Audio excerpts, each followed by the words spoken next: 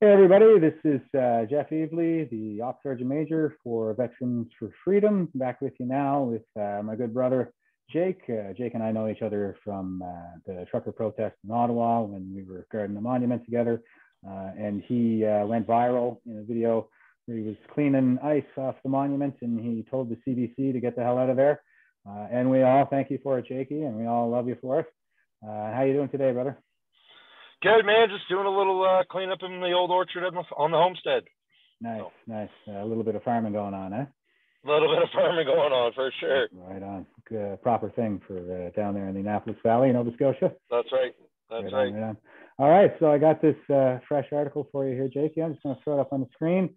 And what do you say we take a look at what the other side is saying these days? Oh, I'm sure it's a bit of propaganda lies. Yeah, no doubt. Well, that's why we bring it back.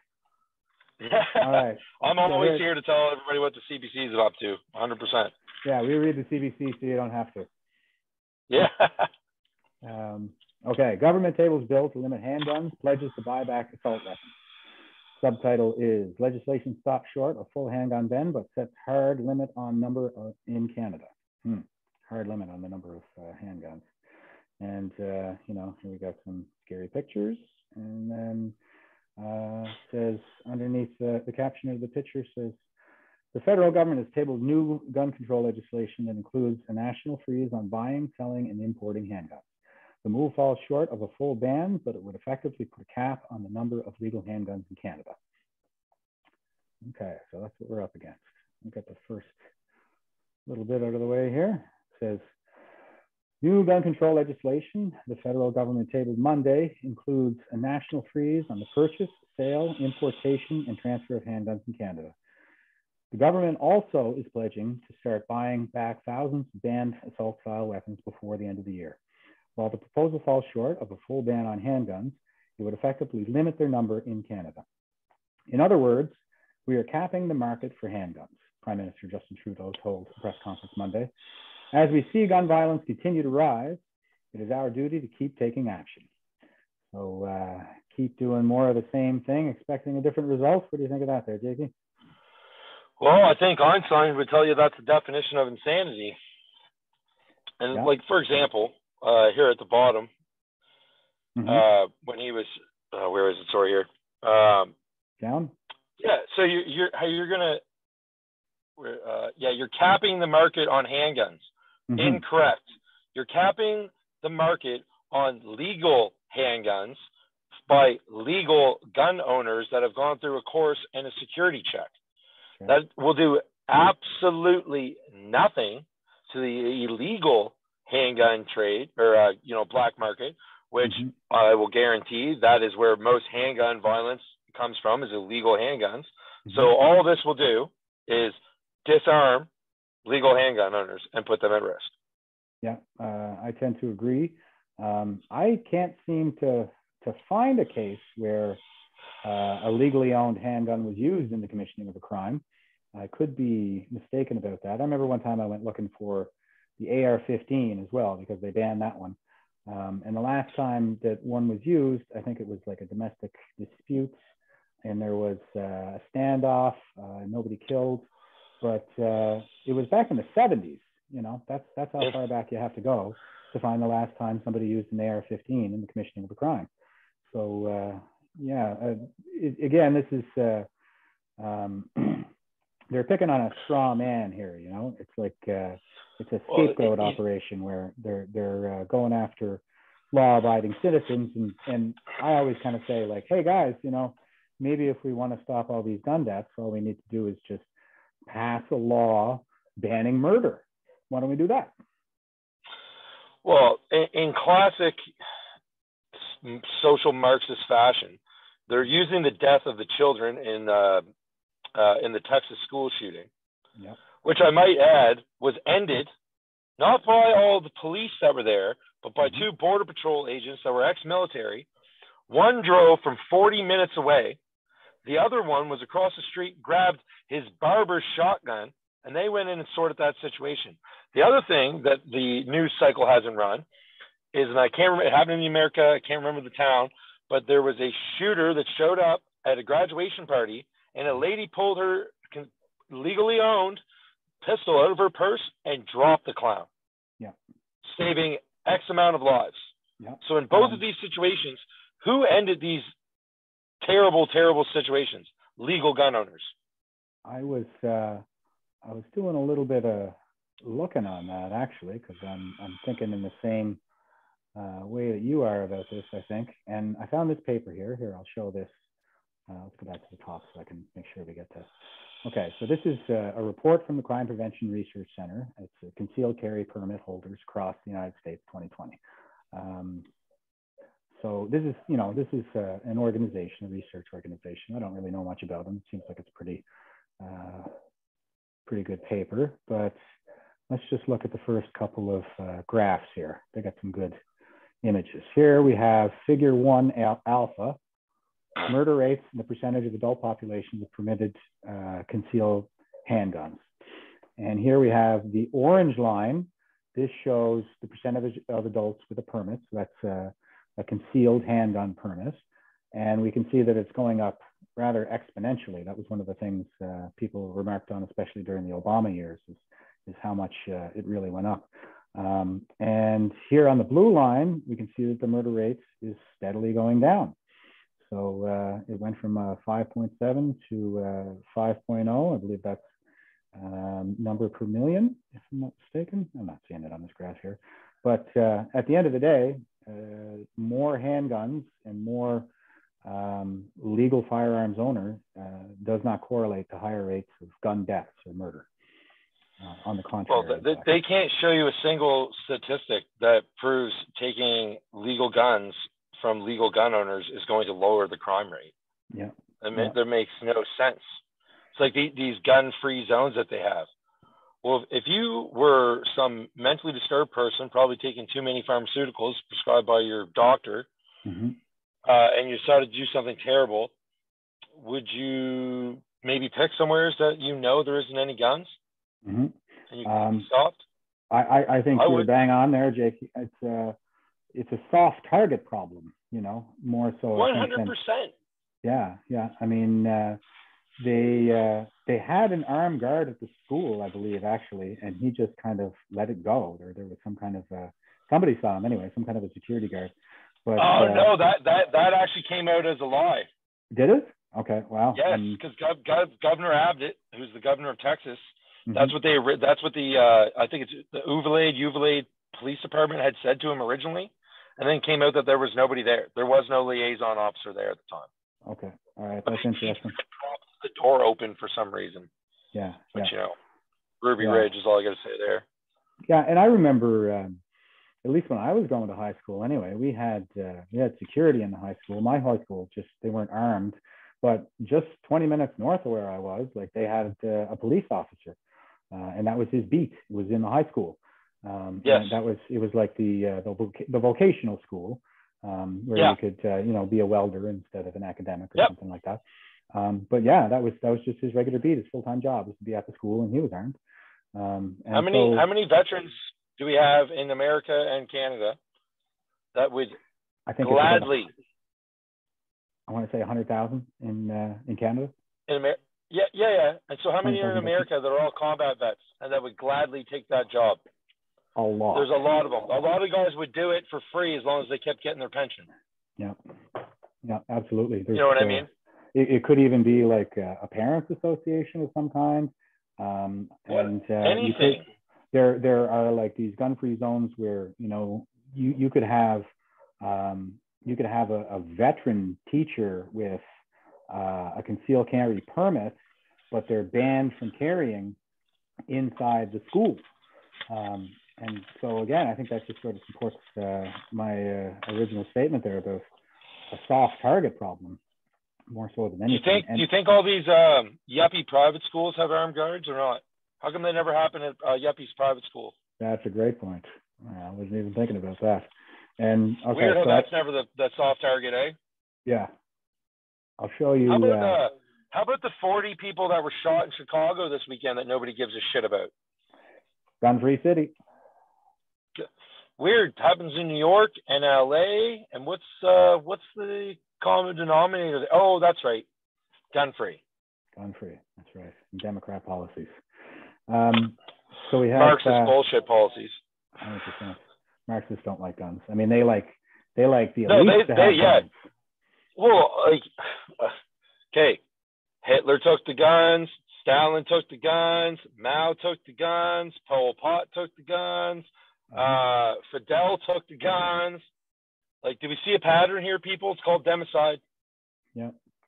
Yeah, and I think you were talking about that the last episode too. It's really only the socialist, communist regimes that go all the way to democide. Every time. Yeah. Every time. They have to destroy the middle class, because the middle class is what holds that value of freedom and hard work and that set of morals every time. And and Marxism doesn't work with people like that. That value their freedom and value protecting themselves. No, we're all just assets in such a system. But look what happened in Texas there. Those cops stood outside for 40-some, literally were handcuffing parents. Holding them back. Pointing unholstered tasers pointing at parents who were trying to go in there and save their children. Yeah. That's keeping children safe, huh? Unreal. It's just the cognitive dissonance to get to that reasoning. I would like to say it's mind-boggling, but after the last 2 years of hearing people, or a year and a half of hearing people say how bad they have COVID, but they're so thankful that they're jabbed and boosted, because it would have been worse. And they all got it anyway. But somehow it would have been worse if they hadn't been jabbed, which I know. You're going to have to show me the science on that one. Exactly. And I actually saw CTV doing a mea culpa on that, where I don't know, I didn't get into it a lot, but the headline actually admitted that most of the deaths have been in fully vaccinated people. So the CTV said that. Yeah, I saw a CTV article that said that. So they are it might have been global. It might have been global. Yeah, either way, they're all government-funded propagandists, and they're just trying to cover their asses now, right? Yeah, that's exactly what it is. And they'll kind of put it out there nice and quiet, so they can refer back to it later when somebody says, "Where were you on that?" That's all. But this last figure here, this is violent crime rates and the percentage of adult population with permitted concealed handguns. And as you can see, same thing in the previous graph. We have percentage of adults with permits here going up exponentially. And here we have violent crime. It's violent crime rate per 10 million people. That's what it is. And so here you can see down. And that's actually a more dramatic drop for the overall violent crime rate than just for the murder rate alone. So the armed societies are polite societies, as we'll say. Well, and it goes back to even especially when I grew up, especially in rural Nova Scotia. Yeah. If you ran your mouth, you paid a price. Yeah. Sometimes you need to get punched in the mouth to realize you're acting like an asshole. Yeah, tell me about it. I mean, I happen to have one of those mouths, and it's been that way my whole life. So I guarantee. I guarantee. I'm not probably far behind you, Jeff. Yeah. I know you're not. All right. Let's see what Mad Marco is up to here. Oh my God. Yeah. This is also the guys, ladies and gentlemen, that said us veterans that took down the fence around the War Memorial in Ottawa attacked the War Memorial. So that's his stated credibility. Yeah. He's a real class act, this guy. He's also the one who said that there was rampant sexual assault in the convoy, but for some reason all the female ministers didn't find out until after it was gone. They were going back and forth to the Commons every day. So, yeah, and again, there's absolutely zero evidence of that. Just like the arson lie, the guns, the shotguns in the trucks was a lie. The Russian funding was a lie. All hilarious. Yeah. Good work on that one, Rosemary. You really got that was just fine journalism there. Tell me about it. All right. So let's see. Public Safety Minister Marco Mendicino presented the bill C-21 in the House of Commons Monday. The bill we just tabled represents a milestone amidst a long and difficult battle which takes place on our streets every single day. Mendicino said at the news conference, "It's a battle which has claimed too many lives, leaving empty chairs at the dinner table and empty desks in our classrooms." So I'll pause there and say that's just pure emotional claptrap. He's not making any kind of a verifiable claim here, just something really broad, vague, that's intended to tug at the heartstrings, right, Jake? No, not a single statistic. No, not an ounce of proof. Just trying to fearmonger. I mean, that's what the like it is. It's super Orwellian, right? Because like our public safety minister that's not. He's there to incite fear, not safety. And this is how they do it. This is how you spot the propaganda for our listeners out there. Is a statement like this. It's something that's purely emotional. There's no verifiable claim really being made here because it's non-specific, it's vague, but it makes an emotional impression. And that's kind of what sticks with people. And you'll find that people who've been heavily propagandized and they're kind of in the bubble like that, like this is where the Socratic method really comes in handy. When you're dealing with somebody like that, just ask them, how do you know? And yeah, I've seen it myself. It's kind of like they're going back and they're searching and I'm saying like, what is it? Give me the reason that you believe this. And it's all kind of emotive. They're just sort of reacting emotionally.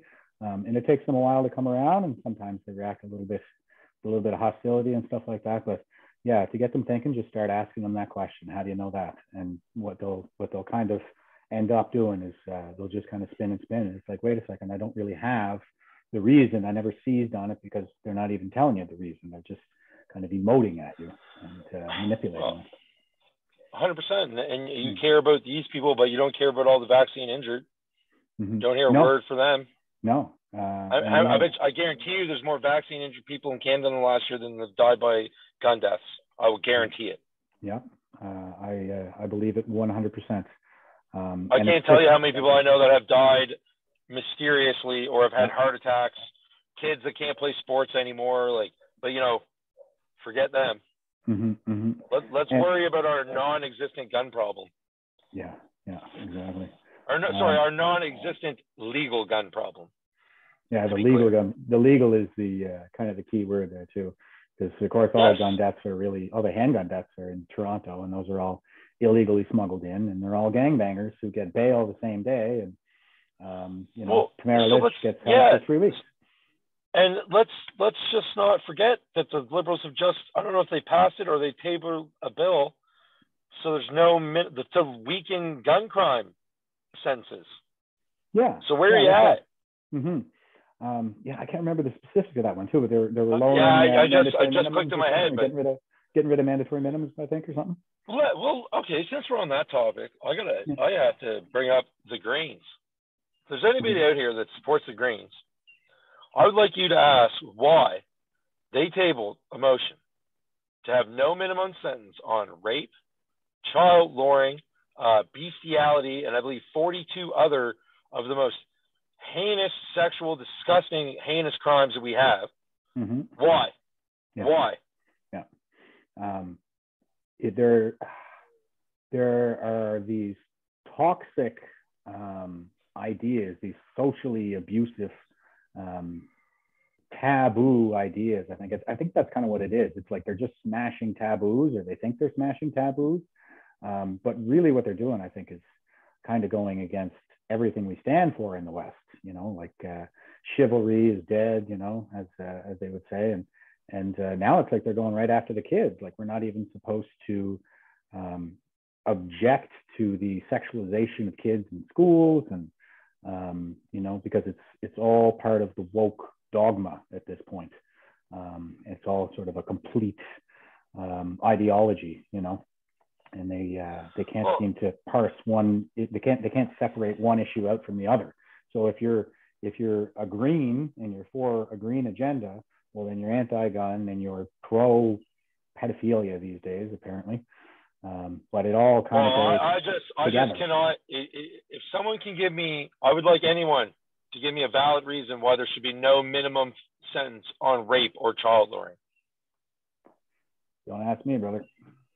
Well, yeah, that's what I'm saying. So, you're disgusting. The Green MP that put that bill out, you're a disgusting individual. Yeah, and I can't help but feel that that's kind of the intent, is to just stick a thumb in the eye of everyday people. and everything. They've in my opinion, they're trying to destroy Western society and the morals and the values that's around it, because we've always stood for freedom, and we've have a history of fighting back against tyranny. Mm-hmm. And I remember there was the Smithsonian article or whatever it was. The Smithsonian published something about whiteness, you know, and they talked about all these toxic values and stuff. And what were they listing? Like a high value for human life, for hard work. It was just classically Western values. Delayed gratification, working for something to get something better. That wasn't the Smithsonian. It was the it was like the Museum of Natural History or something. I can't remember that, but I don't think it might have been the Smithsonian. I remember seeing that too, and I was just like, it was a prestigious organization, whoever it was, prestigious, and it was like, so those things are bad. Okay, got ya. Yeah, that's white supremacy. Working hard, valuing your family, valuing the lives of others. Terrible white supremacy. Yeah, honestly.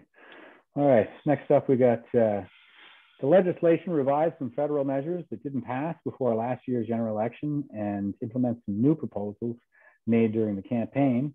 No specifics there. They include taking away firearm licenses from those involved in domestic violence or criminal harassment, increasing criminal penalties for smuggling and trafficking of firearms, and a red flag law which would require people deemed a threat to themselves or to others to turn in their firearms to law enforcement. Right there. Let's stop right there. Yeah. Deemed a threat by who and for what? Mm-hmm. That's going to be people like Jeremy McKenzie, people like myself, anybody. What are they calling them now? Their new buzzword is ideologically violent or ideologically motivated violent extremists. That's going to be anybody that disagrees with the Marxist government that we have. Yeah, that's right. Period. And it's really just kind of eroding, I think, the right to self-defense, and there's property rights, I think, at stake here too. Like this belongs to somebody. We're talking about things that people own, and the government is coming confiscating and stuff like that. And so I think it's sort of an erosion of that individuality, you know, the self-defense. 100%. And 100%. Personal property. Yeah. Okay. So next up here we got the government previously proposed working with provinces and territories to put restrictions on handguns. Trudeau said his government abandoned that idea after consultations. In our discussions with law enforcement, advocates, and experts, it became apparent that we need a different solution, he said. So we decided to take a new route, something that would tackle this issue at a national level. A limited number of people would be exempt from the handgun restrictions, including the elite sports shooters and those with authorization to carry, such as valuable goods carriers, senior government officials said a briefing. I would find they're terribly written, these articles. Well, they would have to know anything about journalism to write a decent article. Honestly, I could do much better. But so the restrictions, authorization to carry, such as valuable goods carriers, those are like Brinks guys and stuff like that. So that's all very standard stuff. What's interesting to me is that usually, you know, like they went for a consultation, he didn't get what he wanted out of that consultation, and so now he's federalizing the approach and bypassing the consultation or the consultation process at this point. So this is, I think, in keeping with this trend that we've seen over the last few years of, you know, our elected representatives not really so much representing us as they are managing us. They see us as, you know, these assets and livestock that they need to manage and control, and they're supposed to sort of control our behaviors and keep us from doing all the bad stuff. So I just want to point that out, that it seems to be coming from this place of moral superiority, I think. Oh, that I agree totally. And these MPs, MLAs don't represent us. They represent their ideological ideas and their globalist masters, period. 100%. The government also said in a news release that it would require magazines for long guns to be changed so that they can't carry more than 5 rounds. Sales of large capacity magazines would be banned. I've seen some other stuff on this, and there doesn't really seem to be any evidence to support this idea that longer magazines lead to higher rates of gun deaths. It doesn't seem to matter very much in the moment whether the guy has to, whether they have, because I mean anybody. Well, when they're shooting at people that aren't armed and aren't firing back, they can take their time to reload. Exactly. Like most people are not trying to charge them. They're not counting rounds. They're all running away. They have plenty of time to change mags. And it's not even a fresh load, you know, because when your mag runs out, the bolt stays to the rear. So all they have to do is just hit the button, drop, snap, rather tap and rack, and you're good to go. Yeah, there you go. It's literally just 2 seconds at most change out, right? Exactly. Let me see, because it would also increase the minimum penalty of offenses under the law, such as illegally owning, acquiring, or manufacturing a firearm from 10 years of imprisonment to 14. So they're getting tougher on that stuff. Illegally owning, acquiring, manufacturing a firearm, I'm like, fine. You know, crack down on the gangbangers. That's fine. Put those. Fine with that. The problem that I see, though, is if you acquired a firearm legally and they ban it, so now you own it, that puts you in a very precarious situation, you know, with the law. Oh, and they're going to come for it. Yeah. So word to the wise. We recognize the vast majority of gun owners use them safely and in accordance with the law, Trudeau said. But other than using firearms for sports shooting and for hunting, there is no reason for anyone in Canada should need guns in their everyday lives. Incorrect. The point of firearms laws or possession in a free and democratic society is to prevent tyrannical governments. That's the reason for the Second Amendment in America, and that is the reason for firearms laws, in my opinion. And not in my opinion, that's the reason. Yeah, I don't think that, like in Canada, we don't really have that revolutionary heritage. We don't. No, and that's been the issue. Yeah, but I agree with you on the Second Amendment for sure. It is, the whole American system is basically set up as a bulwark against tyranny. I think Dave Chappelle said that the Second Amendment is there just in case the first one fails. Good. Very, and absolutely. It is true. I mean, where politics breaks down. No truer statement has ever been made. Yep. As far as because people will say, and I will say, that look, you know, we know that there are people out there right now that are kind of starting to trend towards some violent rhetoric, and we don't want anything to do with that, and we're telling people to stay away from certain organizations and whatnot. But what I would say is, like, look at Waco, okay? Your little militias, they don't stand a chance against the state. Don't even think about it. But what you have in the United States, it's not so much that people would be able to organize and overthrow the government, you know, to be able to defeat the U.S. military in a head-on, but it would be non-stop guerrilla warfare, just unending until the end of time. The American Revolution. The American Revolution is a perfect example of that. Yeah, and they're when they stopped playing toy soldier and lining up to get blown away by the British, they got after it. When they started using, look at Afghanistan, for example. How many people have tried to conquer Afghanistan? Right. I mean, all the way back to Alexander the Great. I'm pretty sure the only one that actually did it was Genghis. Was it? Yeah, and I think that was more they joined him than they conquered him, than he conquered them. Yeah, they're a hard people, and they've got the terrain on their side. Holy smokes! The mountainous regions.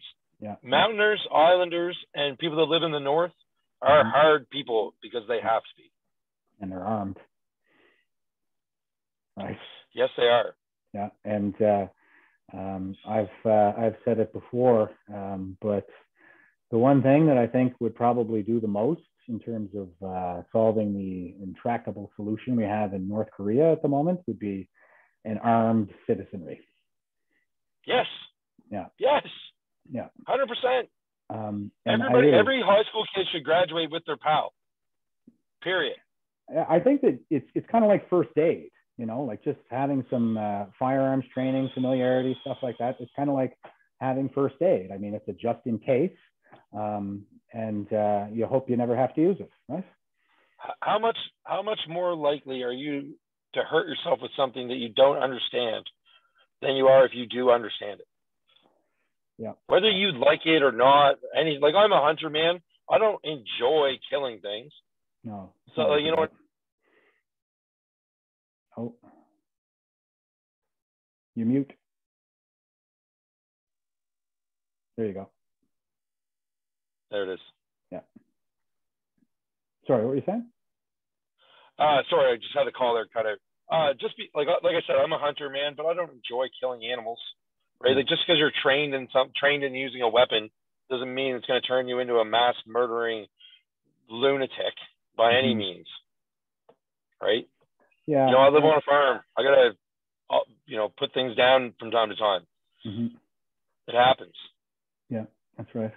And a lot of folks in rural communities, police response times might be, 30 minutes or even an hour. And wouldn't it have been great if in Portapeak there happened to be an armed veteran around somewhere? Yeah, like a concealed carry permit holder. Out of my mouth. Yeah. Yep, exactly. Or maybe if the RCMP would have put out a Amber Alert and let everybody know, that might have helped too. Instead of they tweeted. Going home.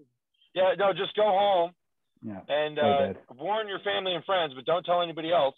And then also don't take help from the Truro Police Department or the Halifax Police Department, but call in your own guys from Cape Breton and New Brunswick.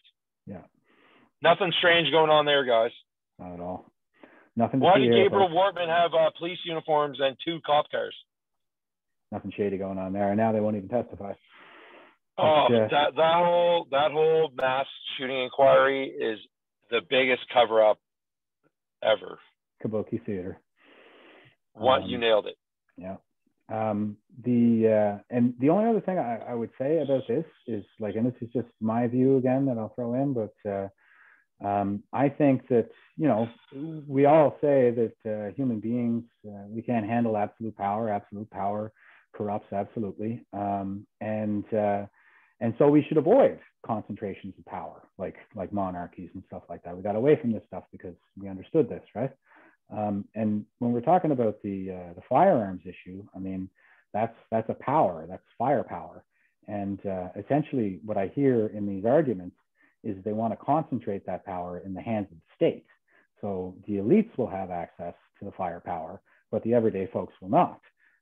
Just kind of like, elites might have access to a great mechanic for their Tesla, but I don't. I drive a used vehicle and I do my own maintenance. That's right. And yeah, so they can have all the arm guard details and stuff like that. Like Justin Trudeau has guns around him all the time. He loves guns. Well, let's think about it. The American. So you left $80 billion worth of military equipment, including 30,000 assault rifles, actual assault rifles, military grade weapons in Afghanistan, and you want to tell people about firearm safety. Yeah. Seems a little hypocritical. I'm going to do another video on Afghanistan, I think. I mean, just it's gut-wrenching, this situation that's going on over there now. All the interpreters' families left for themselves. It's just a disgrace. Yeah, and that only hurts us more in the long run too, because we're not reliable allies. We're not reliable allies at all. We haven't been for years, and it's gross. Yeah. I mean, it is gross. You're right. You hit it right on the money there. I think it's hard to be proud of your country and your whole mission here when you leave your allies hanging like that. Man, unreal. Unreal is right. Let's see what Mad Marco's saying here. Mendocino confirmed that the government would be proceeding with a mandatory buyback program over 1,500 assault weapons the government banned 2 years ago, including the AR-15. He said the details will have to wait for consultations with industry, on compensation and likely won't be available until this summer. He said that the first weapons would be bought back before the end of this year. It's going to be hard, but we are going to get it done, Mendocino said. He added that the government is aiming to ban an even larger number of assault-style weapons through an amendment to the bill. The legislation comes after a number of mass shootings in the United States, including a recent shooting at an elementary school that killed 19 children and 2 adults in Uvalde, Texas. Trudeau said in response to the massacre that Canadians are remarkably united in wanting to reduce gun violence at home.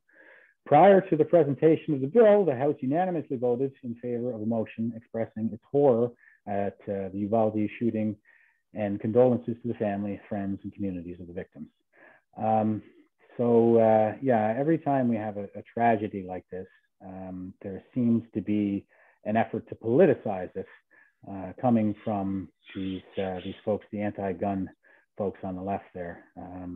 And you already talked about this, Jake, but that was that massacre there at the elementary school was totally preventable, right? 100%, and it was prevented by off-duty carriers. It wasn't prevented by the police. No, I was reading that there were fathers going up to the windows and smashing them and dragging their kids right out of classrooms, like defying. And some were getting arrested. I saw a picture of a lady. I don't think it was a lady had a taser pointed at her by one of the cops because she was trying to rescue her kids. Like, what are you doing? Yeah. What are you doing? One other thing I want to hone in on here, a couple of things, is the assault style weapons. That's a term that we see thrown around a lot. Once upon a time, means nothing. That means nothing. Doesn't mean anything. You and I know that. But for the benefit of folks who don't, here's the Wikipedia page. It says it's for assault weapon. It says the term assault weapon is used in the United States to define different types of firearms. The definition varies among regulating jurisdictions, but usually includes semi-automatic firearms with a detachable magazine, a pistol grip, and sometimes other features such as vertical forward grip, flash suppressor, or a barrel shroud. Certain firearms are specified by name in some laws that restrict assault weapons. When the now defunct federal assault weapons ban was passed in 1994, the U.S. Department of Justice said, in general, assault weapons are semi-automatic firearms with large magazines of ammunition that were designed and configured for rapid fire and combat use. The commonly used definitions of assault weapons are under frequent debate and have changed over time. So I don't even have to read the whole thing. I almost stopped there, but what this says in a nutshell, because it says the definition varies among regulating jurisdictions, it says that this is a political term that gets redefined at the whims of the politicians. Yeah, that's what we're seeing is they just keep expanding and expanding and expanding the definition of assault style weapon to include as much kind of normal sporting rifle, hunting rifle, as many firearms as possible, essentially. It's just a gun grab. It's just a Marxist gun grab, period. Yeah, it certainly looks like one. I mean, I'm always looking for the reasons, and when I see them using this kind of weasel terminology, it's pretty clear. It's just to invoke emotional responses and make people scared. And it doesn't have anything to do with safety, as far as I can see. Nope, not at all. So here's an assault rifle on Wikipedia. This is the proper term. An assault rifle actually means like the kind of like a C7 or an M16. Yeah. With the select fire option. That's right. It's exactly the difference. Is it has a select fire, and it says it right here in the first sentence. An assault rifle is a select fire rifle that uses an intermediate cartridge and detachable magazine. So what that means is that like on a C7, you have a selector switch. When it's forward, it's on safe. When it's in the middle, it's on repetition, which is semi-automatic. That's just one pull, one fire. So bang, bang, bang, just like every pistol and the vast majority of rifles on the market. But there's a third option there where you can switch it all the way to the back, and then it's full auto. That's when you can hold the trigger and it'll just spray bullets as long as you hold the trigger until you run out of ammo. So that capability, the ability to spray bullets like that, is not commercially available. All of the kinds of rifles that we're talking about, they're just the standard, they're either safe or not safe. And that's every sporting rifle, every hunting rifle on the market. Once you take it off safe, there are some that require cocking and stuff like that, but they tend to be, you know, specialized kind of like fanatics and stuff like that, like shooting fanatics to go for that. Yes, yeah, that's right. That's right. Yeah, yeah. So in terms of practical use, most guys are not going to be hunting with that kind of thing. And I always point to, like, say, the LA riots back in the 90s after Rodney King. There were a couple of Vietnamese guys. I want to say they were either Korean or Vietnamese, and they owned a store or a pawn shop maybe in LA there, and they defended their pawn shop. They defended their business. It might have been AR-15s even, but when in times of like vast civil disobedience and a breakdown of law and order, you're probably, you know, if you're defending your home and stuff like that, you're not going to want to have, you know, a bolt action cock or anything like that. You're probably going to want to have no, it's not the time for that at all. No, single action fire. You're probably going to want to have a magazine. You're probably going to want to have you better be a good shot. One pull, one fire, right? And I want to say too that in Canada, like, you know, self-defense is not really a legitimate use of a firearm either. We're talking about these some extreme circumstances and stuff like that, but the right to self-defense using a firearm is some pretty dicey territory to get into in Canada, really. Even just a fist fight. Basically, if you win the fight, you're at fault. Yeah, a lot of times. So, yeah, okay. We want to disambiguate the terms here. We did that. Assault style weapon, it's just a political term. It's malleable. The politicians rewrite the definition to suit their political agenda of the day. For example, when they talk about that 1,500 weapons they banned, they have man pads in there. They have literal shoulder rockets in that list. Things that there was no possible way anybody was getting anyway. Mm-hmm. So all they did was take a whole bunch of actual military grade weapons, throw it in their list. So look, we're banning 1,500 types of guns. Yeah. You know, they're just typical pad in the stats. And how many of them were ever used in the commissioning of a crime? Yeah. Right? Not many, I guess. One other thing I was kind of honing in on here was the remarkably united comment. He says, Trudeau says that in response to the massacre, the Canadians are remarkably united in wanting to reduce gun violence at home. And I'm like, yeah, I'm remarkably united on wanting to reduce gun violence at home. But I think that maybe having some armed security, or at least, concealed carry teachers or something like that in the building. If you want to stop mass shootings at schools right away, put 2 armed veterans at every school. Exactly. That will stop it immediately. Yeah. None of these kids or whoever, these lunatics walking into schools to shoot them up, are coming if they know there's 2 combat veterans sitting there with assault rifles. Yeah, that's right. It's not happening. Yeah. And one other thing that, let me see, I'll get to in a minute here. But yeah, since we mentioned self-defense, hang on here. Zoom's not playing nice with me. Can I move that? Yeah, okay. One other thing I was looking at is this 2021 National Firearms Survey. This is from the United States. This just came out in 2021. And here's a good stat right here. It estimates that guns are used defensively by firearms owners in approximately 1.67 million incidents per year. So that's a situation that might have involved in the death of an innocent person had it not been for a legal firearms owner being present at the time. 1.67 million. The FBI stats prove all of this in America. Yeah. But they don't like to bring those up. No.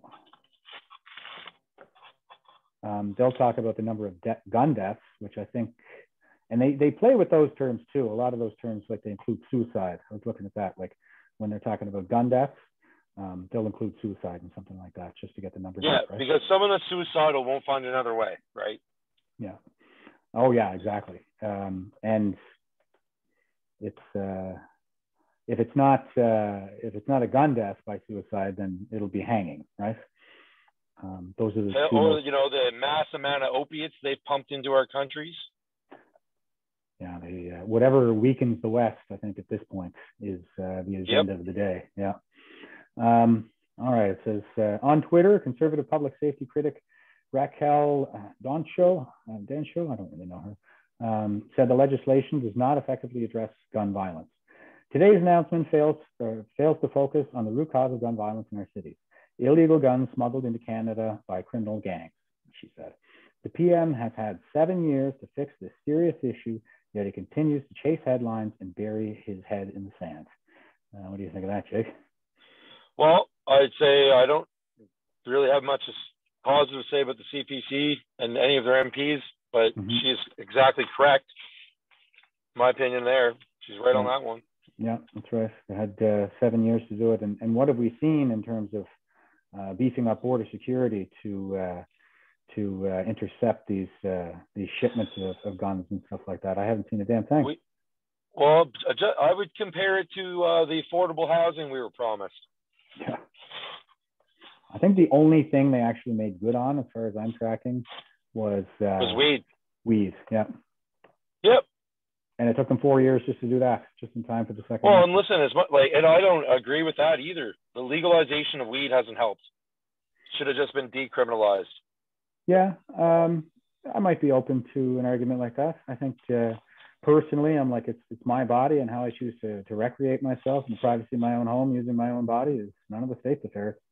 I think if I wanted to do like opioids or even cocaine or something like that, it's none of their damn business. As long as I'm not harming anybody but myself, it's entirely my business. Yep. Not that I had any ambitions of engaging in such behavior, but I'm just the matter of principle. Whose life is this? Whose body is this? You know. Well, and that's where they're going. Yeah. Right. Yeah. That's where they're going with it. You know, trust me. Not getting your kid vaccinated is going to get CPS to show up to your house here soon. They'll take your kids away from you. Homeschooling your kids is going to be illegal. That'll be abuse. You know.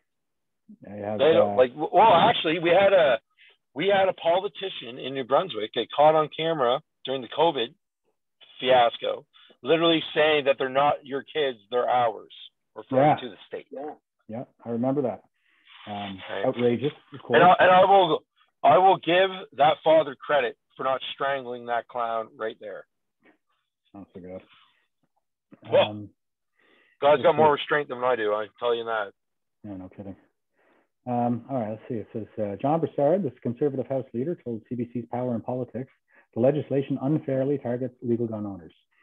The real problem in this country is not the law-abiding firearms owners who are heavily regulated, heavily licensed. The real problem in this country has to do with gangs and criminals who are importing firearms, mostly from the United States, using illegal guns on our streets, he told host Patsy Kapolis.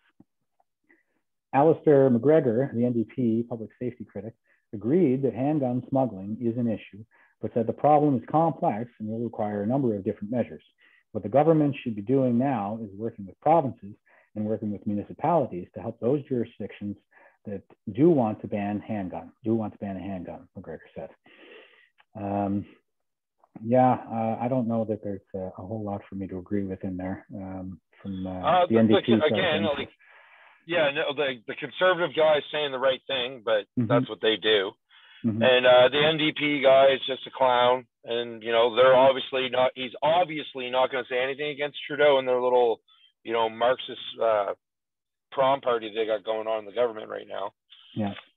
They do toe the line, those CPC guys do, that's for sure. I know. They always say what they think, like with the large C conservatives always say what they think small C conservatives want to hear.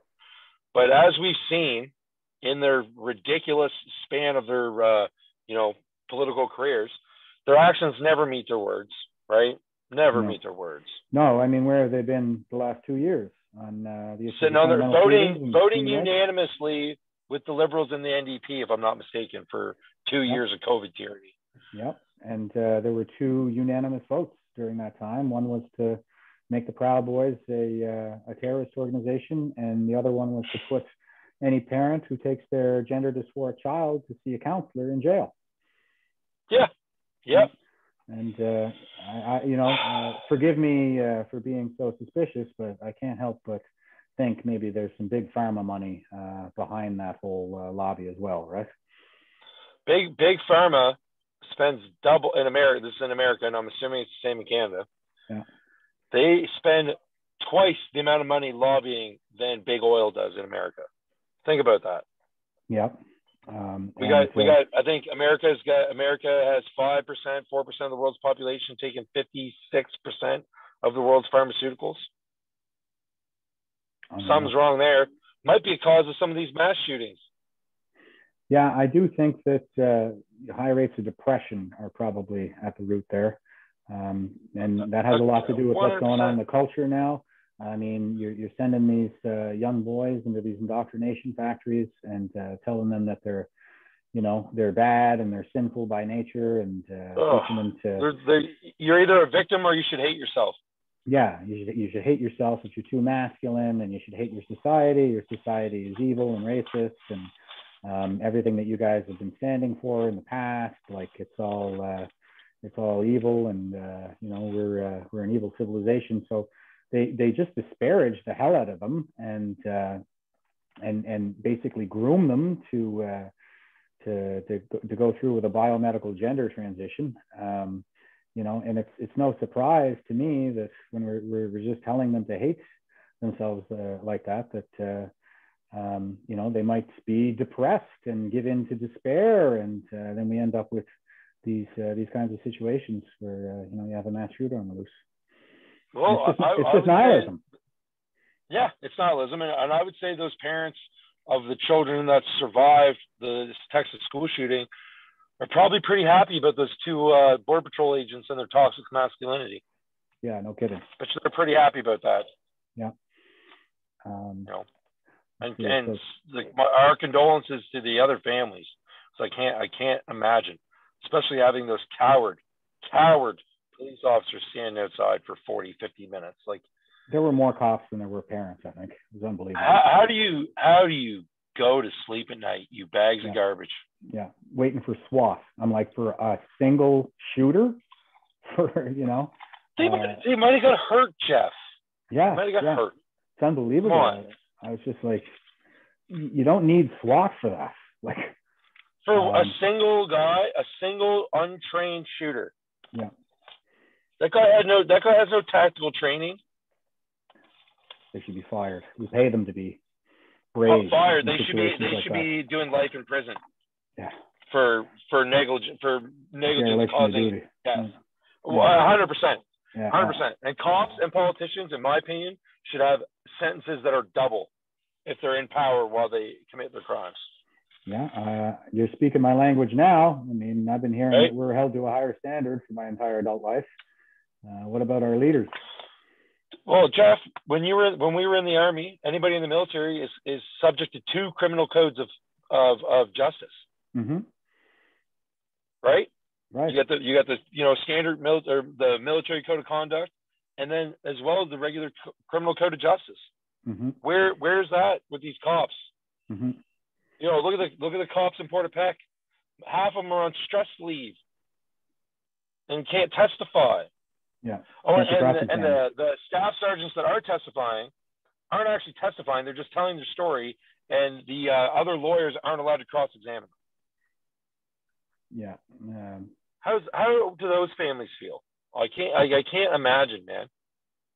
And like, if they're doing anything but being abundantly transparent, well, then you got to wonder what's really going on. What is it that they're trying to hide here, right? So why in the world would they refuse help from the Truro police departments and the Halifax police departments, but bring in RCMP officers from Cape Breton and New Brunswick that would have taken hours and hours to get there? Yeah. Because they needed to keep it in-house. Yep. Period. Exactly. Yep. There is no other reason for that. It's also why they didn't have the Amber Alert. Keep it hush hush. Oh no! They put out a tweet. They put out a tweet at 11 o'clock at night. That was a cover, right? So they could refer back later and say, "See, we put it out there. It was in a tweet." That was an ass cover. Well, and a shitty one, like terrible. How many people in Nova Scotia are on Twitter, especially at 11 o'clock at night? In Portapique. In Portapique. Probably about the same as in Ellsford. Not that many. It's just astonishing. Okay, it says the Coalition for Gun Control, a group funded in the wake of the 1989 École Polytechnique massacre in Montreal, would welcome the bill. The proposed law will strengthen screening processes for gun licenses with a particular focus on risk factors associated with domestic violence, but also suicide and hate crimes. Wendy Kukier, the group's president and professor at Toronto Metropolitan University, said in a media statement, the game changer in the proposed national ban on the sale and importation of handguns, which will stem the flow of these guns. Legal handguns are a significant source of handguns used in crime and are the guns most often used in mass shootings. Canadians want them banned. Montreal Mayor Valerie, okay, I'll wait on that. But yeah, so we have the Coalition for Gun Control. So this is an advocacy group. This is, probably a left-wing group. I don't know very much about Where's the funding come from? Where's the funding is always the best question to ask. So to bring up the Polytechnic shooting, Mark Mendocino literally said that I can't remember the shooter, and we don't need to say his name because he's a bag of garbage that doesn't deserve it. But Mark Mendocino literally said that he was caught because of the long gun registry at the time. The man killed himself at the scene. Yeah. So there's just another Mark Mendocino, blatant, and it was demonstrable lie. It was a Ruger that he had too. Like it was a sporting. Well, and this last line about legal handguns being a significant, what's significant? Mm-hmm. What's the percentage? Yeah. I bet it's less than 5%. Yeah, legally owned handguns. Suicides maybe. But yeah, like it's just nuts. Yeah. They're just nuts. And I see them go back to École Polytechnique all the time. Like that's another one of those incidents is very traumatic on the public consciousness. So they beat that dead horse to drum up sympathy and make people scared and everything like that, right? Standing on the graves of the victims to make their political point. Oh, it's just disgusting. Yeah, and that was just that was a regular sporting rifle. I don't know if it's in the bans or not, but it was just a Ruger. Like there was nothing. It wasn't a handgun. They're talking about assault style weapons. They're talking about all this stuff. This was just like a Canadian Tire purchase.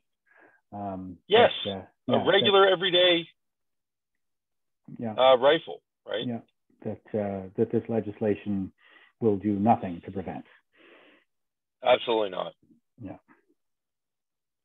I'm going to skip over the Valerie girl here. Let's see.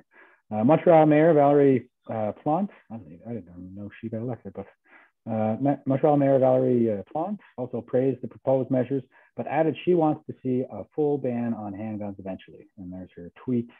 They have the translation below it here. It says, national tools to fight armed and domestic violence are a win for Montreal and cities across the country, she said in a media statement.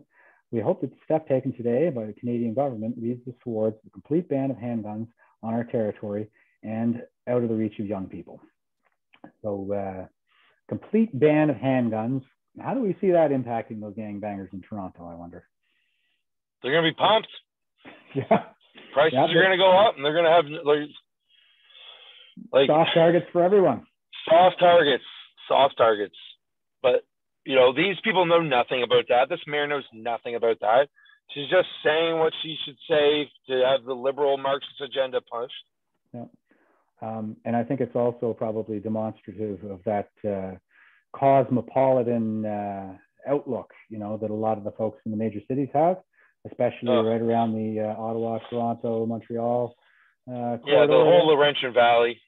Yeah, that's right. And they can't seem to imagine how regular people might have a need for something like this, or that gun ownership could be something normal in certain subcultures around Canada.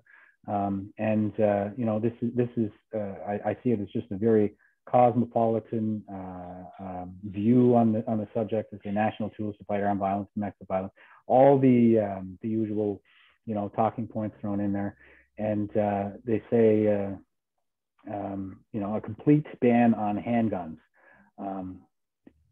To me, is just a very naive position to hold, I think, because we're not talking about legally owned handguns again when we're talking about this issue.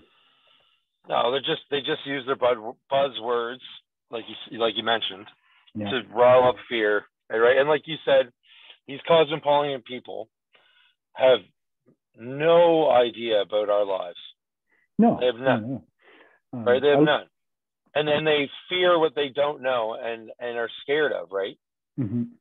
Another reason why every high school kid should graduate with their PAL. Yeah. I don't care if you never pick up a gun the rest of your life.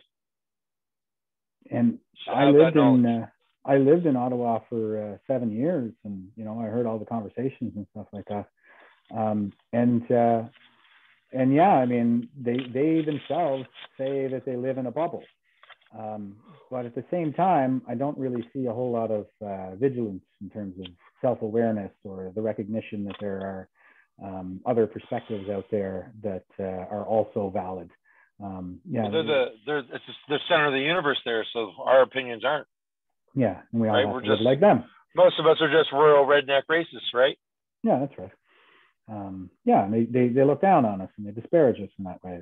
They're snobs. Yeah, and speaking of the CBC being propaganda scumbags, yeah.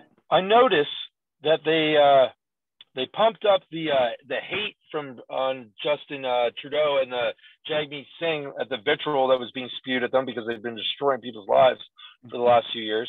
But when the Sikh community in Brantford literally said the same things or worse, Jagmeet Singh, there was zero coverage. That's right. Weird.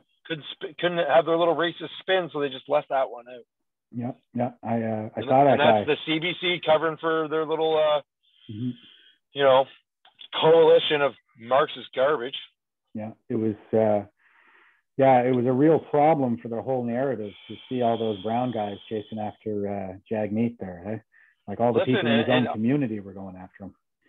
Well, and I might be mistaken, but I believe that that group of Sikhs were the Sikhs that were in, not that there was more than one group of Sikhs in Ottawa for the convoy, but mm-hmm. I'm sure that those were the guys that I used to stop into the War Memorial every day when they walked by. Like those guys are Canadians, man. And in the Sikh religion, if I'm not mistaken, you are taught to keep your weapons, your swords, and your firearms because of tyranny.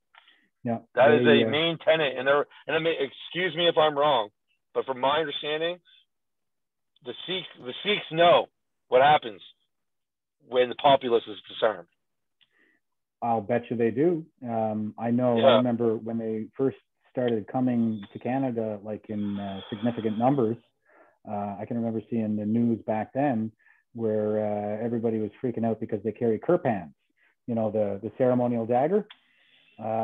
It's my understanding, I'm not really up on a lot of the tenets of Sikhism or anything like that, but my understanding is that they consider themselves to be warriors in the service of humanity. I'm, I'm like, you guys sound all right in my book. I carry my belt knife on me every day. What's the difference? Yeah.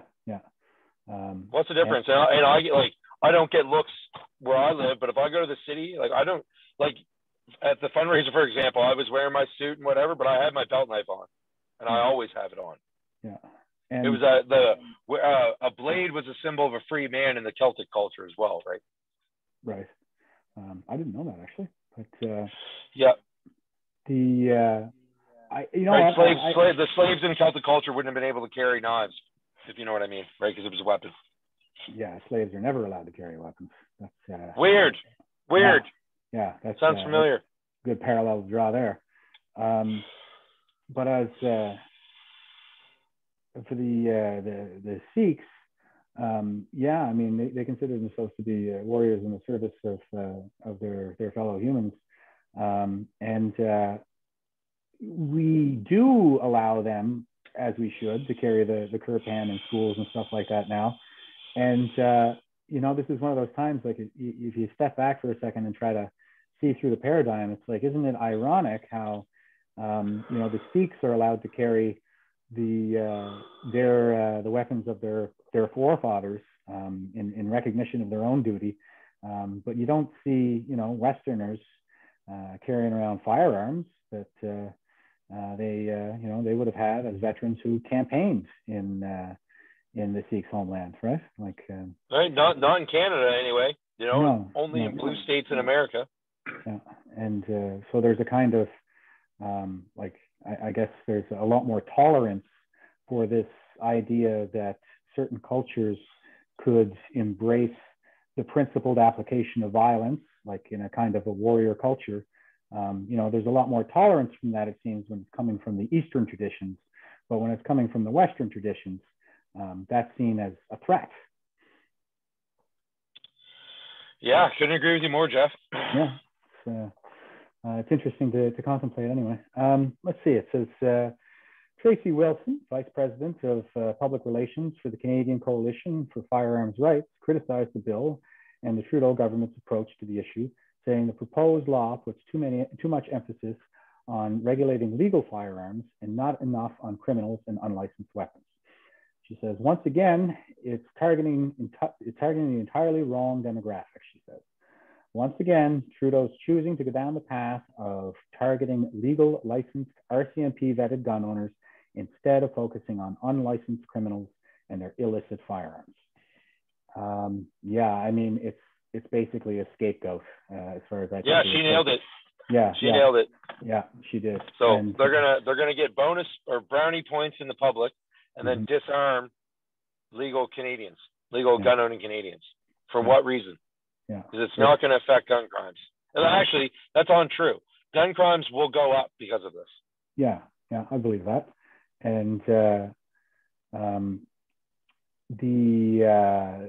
I like that she threw in RCMP vetted gun owners. Yeah, well, that's what I'm saying. Like, it took me 4 or 5 months to get vetted out. Yeah, on mine.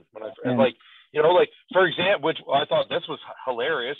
Danny Bulford, everybody's favorite ex-RCMP officer, was at our fundraiser in Burlington. And I was asking him if he was going to be able to make it to the Rolling Thunder.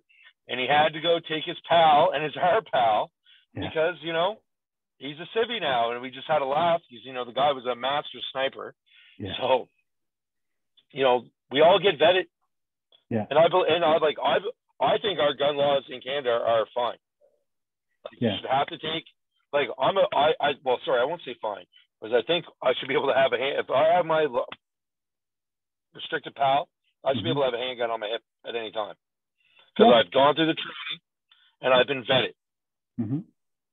So if someone wants to tell me that a gun is less dangerous than a car, I would like them to find the vehicle death stats in Canada each year and then the gun death stats, and we can compare. Yeah, and as we saw in Winnipeg and in various other cases, like a car in a crowd of people is as deadly or more than having a gun. It doesn't take a long to pull down a bunch of people. It happened in Winnipeg, and then it happened in what was it? Minnesota, the Wichita. Like, that guy killed how many people? And what was the CBC article? Vehicle runs into a crowd of people. No, a racist terrorist murdered a bunch of people with a vehicle. Period. Because they were white. At a Christmas parade and murdered children, if I'm not mistaken. Yeah, I wouldn't doubt. You know, and that wasn't a terrorist attack. And was that the one they were trying to spin? They were saying something like he was fleeing a domestic situation. Yeah, which was all untrue, right? Yeah. As usual. As you can see, as you watch him like steering to hit greater numbers of people, like that was disgusting, man. That was disgusting. Yeah, it's sickening to watch, and then I think to see the way that the media covers for it just adds another layer of moral injury. It's like you didn't think you could be any more disgusted by the propagandists, and then they pull something like that, right? Yeah. Really shows you how much value they have for human life. Yeah, they have none. They honestly don't. They've caused and sown so much dissension with their blatant lies this last, like, for years, but this last 2 years they've had it in overdrive, right? Yeah, and I don't think I've ever seen so much legislation being pushed through in my lifetime anyway, as I have in the last 2 years. We're in the middle of a pandemic and they're saying they're too busy to respond to access to information requests because they're responding to a pandemic. Because COVID. Because of your policies. Yeah, and yet they've had all this time to just run through all of this this unprecedented legislation to clamp down on our freedoms and to restrict our activities. It's really astonishing. It's not so astonishing for me to be watching it because I've been watching it for a while, but to know how many people are still kind of in that bubble and not awake yet is pretty astonishing to me. Yeah, it's painful. Yeah, unreal. All right, Jake. Yeah, I think that one concludes. That wraps it up for this article here. Perfect. Have yourself a good joint or something to take the edge off, and I think I'll do the same. Yes, sir. Yes, sir. All right. We'll see you next week. All right. Appreciate you, brother. All right. See you, brother. All right, bro. Awesome, buddy. Sounds good. All right. Yeah. Same as last week. Everything was good. I think people are going to like it again. I didn't think the article was topical, I guess, because that's what they're doing right now. Probably didn't give us as much material to work with, but it was still pretty good. Buddy, it doesn't take much like this fucking idiot. No. All right, I'm gonna go some supper, buddy. All right, buddy. Take it easy. Later. See ya.